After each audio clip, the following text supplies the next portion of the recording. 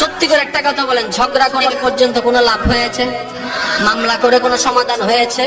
না, কখনো এটা করবেন না। জায়গার মালিক আপনিও নন, আপনিও নন, আপনিও নন, আপনিও নন। আমরা সবাই ভাড়াটিয়া, মালিক হচ্ছেন কে? তা আল্লাহ না মালিক? আপনি কেউ মালিক? আপনি মালিক হলে কবরের মধ্যে আপনার জন্য জায়গা যাচ্ছে না কেন?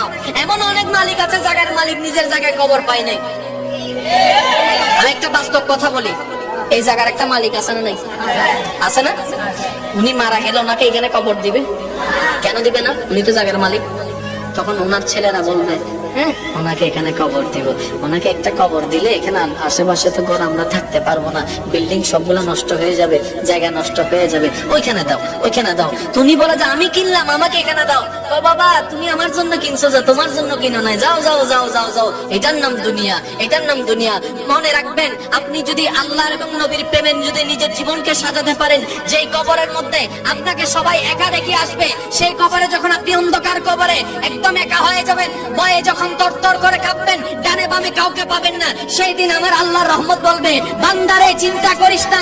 নবী বলবে, উম্মতরে চিন্তা করিস না, আমরা তোর সাথে আছি। বলেন না সুবহান। ওইটা চান, এটা চাইেন না। অনেক হয়েছে তো, আর কত? এমনও পর্যন্ত কাহিনী আছে, এক ভাইয়ের জানাজায় আরেক ভাই যাচ্ছে না। সত্যি বলেন, ঠিক না? তো ভাই তো মারা গেছে, যান না। কয় না, সে আমাকে কষ্ট দিয়েছে। ভাই শুনুন, আপনি কাউকে কষ্ট দিচ্ছেন শুধু এতটুকু নয়, আপনি জানাজার মানুষ হারাই ফেলতেছেন। আল্লাহর ওয়াস্তে আজকে থেকে শুধু পারবেন এই জিনিসটা?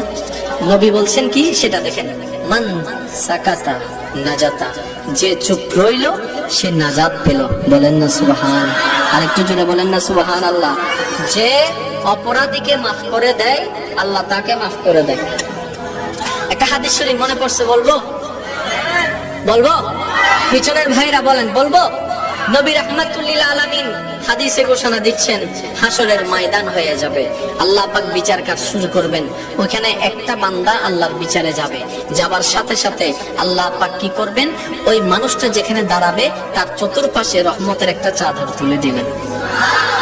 চাদর যখন তুলে দিবে, বাহিরের কেউ তাকে আর দেখবে না, ভিতরে কি হচ্ছে সেটা আর কেউ দেখবে না। এবার সে চাদরের ভিতরে আল্লাহ পাক তাকে ফেরেশতার মাধ্যমে জিজ্ঞেস করবে, অমুক দিন এতটা বাজে এত তারিখে এইবারে অমুক জায়গায় বান্দা তুমি এই কাজটা করেছো? বান্দা বলবে যে আল্লাহ করেছি, আমি করেছি। এই কাজটা করেছো? আল্লাহ করেছি। এই ভুলটা করেছো? আল্লাহ করেছি। এই দোষটা করেছো? করেছি। এভাবে তার সারা জীবনের হিসাবটা আল্লাহ পাক নিবেন পর্দার ভিতরে। পর্দার ভিতরে নেওয়ার পরে তার জাহান্নামের পাল্লা ভারী হয়ে যাবে, গুনার পাল্লা ভারী হয়ে যাবে। তখন ফেরেশতারা তাকে টেনে টেনে জাহান্নামের দিকে নিয়ে যেতে চাইবে। আল্লাহ পাক বলবে যে দাঁড়াও, আমি এখনো তো জাহান্নাম তাকে দিই নাই, এখনো তো জাহান্নাম দিই নাই, এখনো তো জাহান্নাম দিই নাই। ও ফেরেশতারা, আমার বান্দাকে জান্নাতের দিকে নিয়ে যাও। আল্লাহ তার গুনার পাল্লা ভারী হয়েছে, জাহান্নামে না যাবে, জান্নাতে কেন যাচ্ছে?